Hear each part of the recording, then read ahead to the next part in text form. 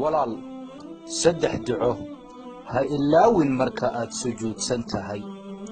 saddexdaa duco haddii aad laasimtid oo aad mar walba la timaadid, ilaahay subxaanahu wa tacaalaa adduunka kan waxa yaalla oo dhan wuu kuu qorayaa.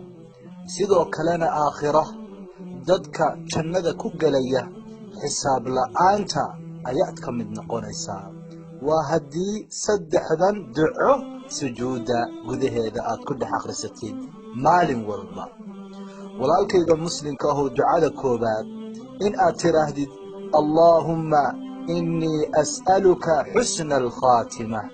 ducadaas maalin walba inaad ku ducaysato oo macnaheedu yahay ilaahayow waxaan ku weydiisanayaa khaatimo wanaagsan. ducada labaad allaahumma arzuqnii tawbatan nasuuxatan qabla almowt.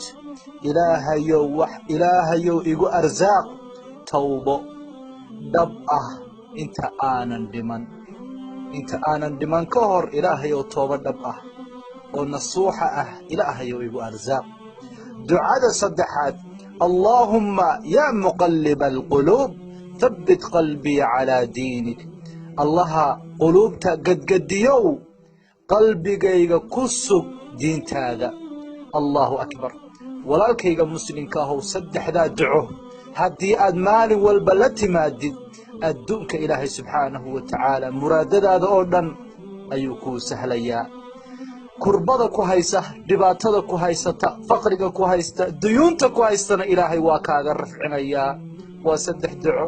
waa marka aad sujuudsan tahay. allaahu akbar. maxaa ka wanaagsan? ducada la ducaysto sujuudda waa xilliga ay ugu dhowdahay in la aqbalo. allaahu akbar.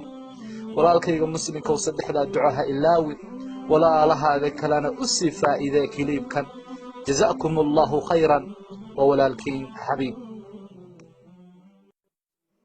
walaal saddex duco